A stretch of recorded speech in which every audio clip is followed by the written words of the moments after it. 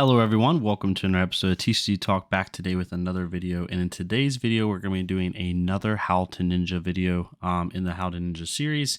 I think if I remember correctly, this is How to Ninja episode 7. Yeah, it is. Last time we did episode 6, which was what blues to run and what specific heroes. And today, as you can kind of see, we're going to go over the combo lines that Ninja has available. I did this video a while back, but obviously I have grown as a player. The meta's changed a little bit, and overall just opinions on the lines have differed a little bit. So I wanted to kind of go over it again and also kind of put it in this Talent Ninja series so people can go through it instead of like digging back on my content. So for me, a couple rules with this video that I'm gonna do. One, obviously some of these lines only apply to Katsu. I will try to talk to them through Benji and Ira when it's applicable, but for the most part, just think of these lines as a Katsu line or a classic constructed line. These might be useful to Fi as well when he comes out, but mainly these are for the classic constructed meta, but I will kind of give you a little bit of my thoughts as far as if they are applicable to Benji or Ira. I'll kind of put it in there, but for the most part of the video, this is mainly for classic constructed with Katsu, because it's going to apply to him more than most others. So that's rule number one. Rule number two is I'm not going to talk about meta, like what's better in the meta currently, because like right now, as of recording this on May 29th, we're in ProQuest Season 2. Chain's really popular. Prism's really popular. Starvo's still really popular. Briar's running around. Like it's a lot of aggro and then kind of like aggro dominated format with some Starvo. But 2 months from now, when Starvo's gone and when Chain's likely to hit Living Legend and we have Uprising heroes, things are going to change. So I'm going to try not to like say which is better to the meta. I'm going to try to strictly go about combo lines and kind of tell you what I would go with. So all that to be said, we'll get right into it. The first combo line I want to go over is the easiest one to understand, and it's 100 Winds into Winds of Eternity. Now 100 Winds comes in 3 different colors. It comes in red, yellow, and blue. The red attacks for 3, the yellow attacks for 2, and the blue attacks for 1. Basically, it already has go again automatically. It has the word combo in it, so you can search for it off of Katsu. And the way this works is basically if you play 100 Winds and then you play another 100 Winds, it gets a +1 buff for every 100 Winds that is on that combat chain. So if you never broke the chain, if you played a blue 100 Winds for 1 and then played a yellow 100 Winds, instead of only attacking for 2, it would attack for 3. And then if you attack for the red 100 Winds like this, it would get its 3 power normally, but then it would get 4 and 5. So they bounce off of each other.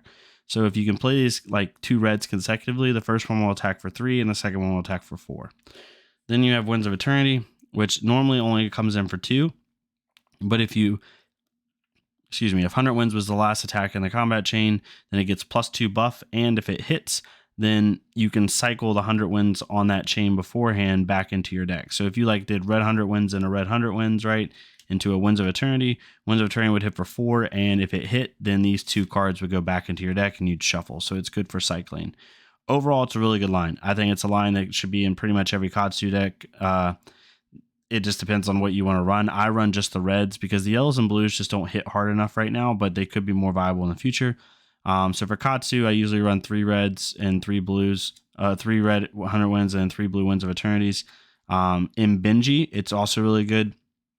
Benji runs, I think, both of the yellows and blues because it makes the most of his hero ability, and then also run 2 Winds of Eternities. And then finally for Ira, I would definitely run 200 Winds and 2 Winds of Eternity. So Ira would run the same as Katsu, 3 or a full set of these that she's allowed to play and a full set of these.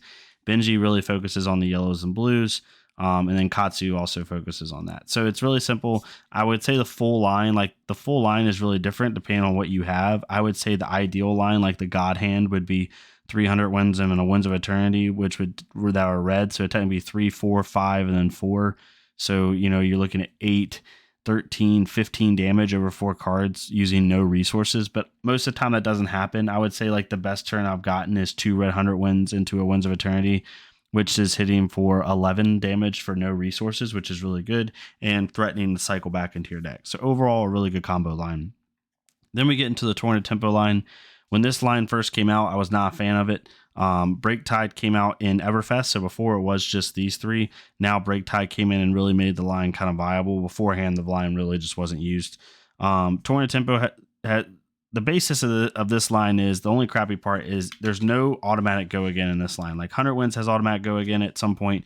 Head Jab at least has 1 card automatic. Every combo line except the Torn Tempo line and the Soul Bead line have automatic go again with at least one card, but this line does not. It starts with Torn Tempo, which is a 1 cost for 5. If it hits, it gets go again, but if they stop it from hitting, then it doesn't get go again. So that's why the line's a little weird. Then you have Rushing River, which normally is only 3 power with no go again, but if you combo it with Torn Tempo, it gets +1 and go again, and then it has an on-hit effect, which I won't go super into. Basically allows you, like, however much damage you deal, you draw that many cards, and then you put that many cards back on top of your deck. So it allows you to, like, cycle your hands, so to speak. Like, you can switch cards out. So that's for 4. Then you have Flutter Force. I'm not even going to talk about this card. This card's bad. Don't use this card. It combos with Russian River or with itself. Normally, it only attacks for 1. If it combos, it gets +3 and go again, but only if you flip. You reveal the top card of your deck. If that top card is combo, then it gets +3 go again. But if you combo with Rushing River and you flip the top card of your deck and it's not a combo card, which in Katsu is pretty likely, it's not that good. I don't like the card. Even in Benji, I don't like running this card. People can disagree with me. I don't think the card's good. I would personally not run it. So if you're a new player, I'm sorry I'm being a little biased here, but I just want to run this card. Then you have Break Tide, which is normally 2 power, but if you combo it with Flutter Force or with Russian River, it gets +3 and Dominate, so it goes for 5 Dominate. So not counting Flutter Force, this combo at its fullest will hit for 5, then 4, and then 5, so 14 damage for 1 resource, which is really good. The only problem with this line is it doesn't have any unconditional go again, so the line can be stopped pretty easily. But if you're running a snaps build, I probably wouldn't run this line. I probably would just run Torn Tempo, like for Katsu. But if you're running a Breeze Rider Boots build, this line's actually really good, because if you can get this to hit, then all of a sudden you pop Breeze Rider Boots and Break Tide has 5 Dominate go again, on hit banish a card and possibly mass draw. Like I've had Breeze Rider Boots turns where this was really late in the chain, and I popped Breeze and I got the banish and the mass draw. So it was 5 Dominate, it hit, I banished a card, then drew a card with mask and kept my turn up going. It was really nice. So it's really good for that. If you can combo this, when it comes to Ira, she's not really going to use any of these. She might use Torn Tempo because it's a 1 for 6 with her ability. Benji will usually use the second half of this line, Rushing River and Break Tide. He'll use the yellow rush and blue Rushing Rivers because they attack for 2 and 1. You can make the most of his ability. And then Break Tide also is unblockable unless it's comboed. But it's really good with Benji as well. So definitely can use those. But yeah, if you're running a Breeze Rider Boots build, basically with any hero, it's good. But snaps, I wouldn't use it. Then you have, in my opinion, one of the most underrated lines, if it can hit. You have Head Jab and to open the center, and then open the center into either Fluster Fist or Pounding Gale. Head Jab is 3 with go again. Pretty simple card, right? Nothing crazy. You then have Open the Center, which normally is a 2 cost for 5 with no go again, but if it's comboed with Head Jab, it gets +1 go again and Dominate. So it's a 2 for 6 Dominate. And then if that hits and you can somehow get to Fluster Fist or Pounding Gale, you either can use Fluster Fist or Pounding Gale after Open the Center. If you decide to use Fluster Fist, it gets a +1 for each card that's hit in the chain, which likely if you got the full combo line, all 3 of these or both of these would hit. So it's a 0 for 6. Or you'll use Pounding Gale, which basically reads, if it's comboed with Open the Center, however much damage you deal with this card, you double it. So if you attack for 5 and they block 3 of it and they take 2, they're actually taking 4. It doubles the damage. I've won games with this card personally because they couldn't block it out fully and they were at like 4 life. They only could block 3 of it and they lost. This deck, I mean, this combo is really underrated. I wouldn't run Fluster Fist or Pounding Gale. Their abilities are really nice, but sometimes it's just not worth the ability. And that is kind of talking how the meta is right now, so I'll try not to be too biased. But I do think if you run Head Jabs in your deck, I think run 1 Open the Center. It's not going to hurt you. At the worst, this card's a 2 for 5, which isn't horrible, right? You can give it go again with even bigger than that. You can give it go again, with other ways. So with with even bigger than that. But the good thing about this card is if Head Jab hits and you go get Open the Center and you play it 1 time, they will now block your Head Jabs. And that sounds bad at first, but it's actually really good because you're getting them to block a 0 for 3. So you're already winning in card advantage and you're doing really well. So I personally, if I don't run 1 Open Center in my deck right now, but I did for a long time. And I literally only took it out because of something with the meta. Had nothing to do with how the card was. I personally would run 3 Head Jabs and 1 Open the Center if you're going to run the line. So there's that. Then you have the surging line. This is Katsu's line. This is a Katsu specific line because these two are both Katsu specializations, so you cannot use it unless you're using Katsu. For Benji and Ira, with this, normally Benji only will run the head jabs and he'll run blue and yellows. Ira really doesn't run any of these. You could run the head jab with Ira because it's a 0 for 4 with her ability, or Pounding Gale's a 1 for 6 is really nice, but most times she won't use those. This is mainly a Katsu line. I wouldn't run this in Benji or Ira, so it's Surging Strike's a 2 for 5 with Go Again. Then you have Whelming Gust Wave, which is normally a 0 for 3, but if you combo it with Surging Strike, it gets +1 Go Again on hit draw a card, so it's a 0 for 4 with Go Again. Then you have Meginchi Release, which normally is a 1 cost for 4, but with comboed with Whelming Gust Wave, it's a 1 for 5 with Go Again. On hit, go get Lord of Winds, any amount of Lord of Winds you want. And then finally, Lord of Wind, if it's comboed with Meginchi, you're basically allowed to pay any amount of extra resources, and you can go get that many targets that are Surging Strike, Whelming Gust Wave, or Meginchi Release out of your graveyard, and then pump Lord of Wind by that much power. So let's say you had 3 of these cards in your graveyard. Let's say Meginchi hits.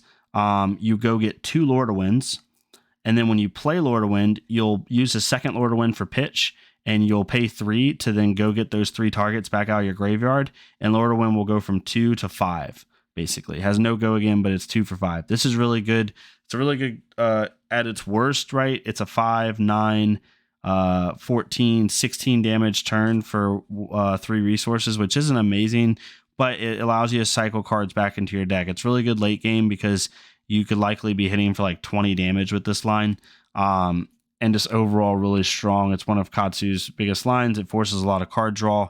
Whelming Gust Wave automatically forces card draw, and then Lord of Wind allows you to go get cards back out of your graveyard. So overall, just a really strong line. Very highly recommended. So there's that.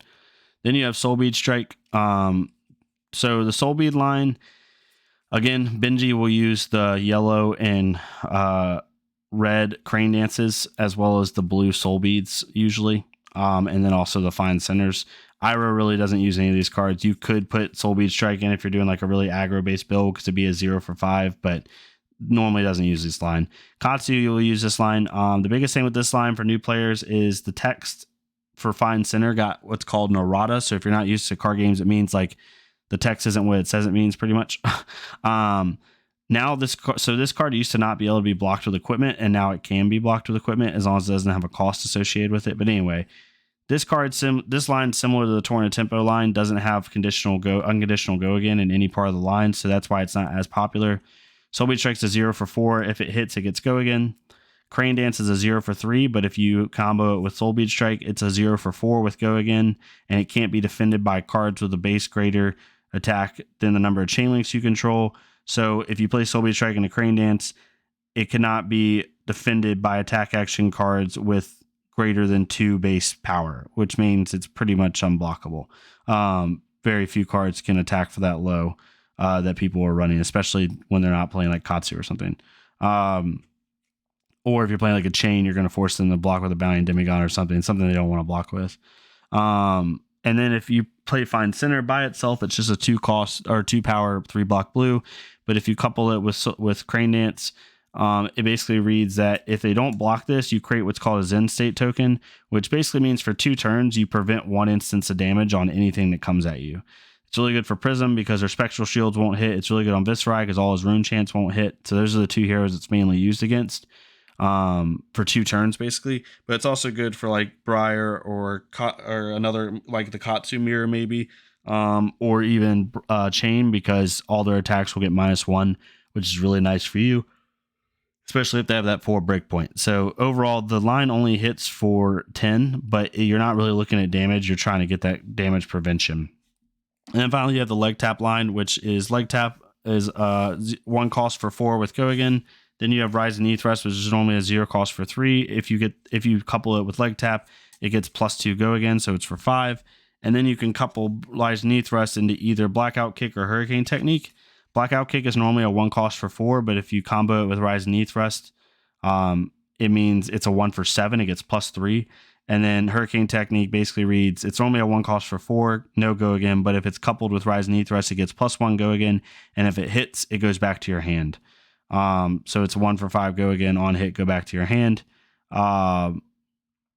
the key thing with our hurricane technique that I want to tell you, if anyone's still watching this, is it says if Rise Beneath Rust was the last attack this combat chain. So some people make the mistake of they play Rise Beneath Rust, it hits, they go get Hurricane Technique, they play it, it hits, they bring it back to their hand, and their thought process is they can play Hurricane Technique again and get the same buff because it's, it left the chain. So now Rise Beneath Rust is the last attack in the combat chain. But because it reads, if Rise Beneath Rust was the last attack this combat chain, technically the last attack was Hurricane Technique.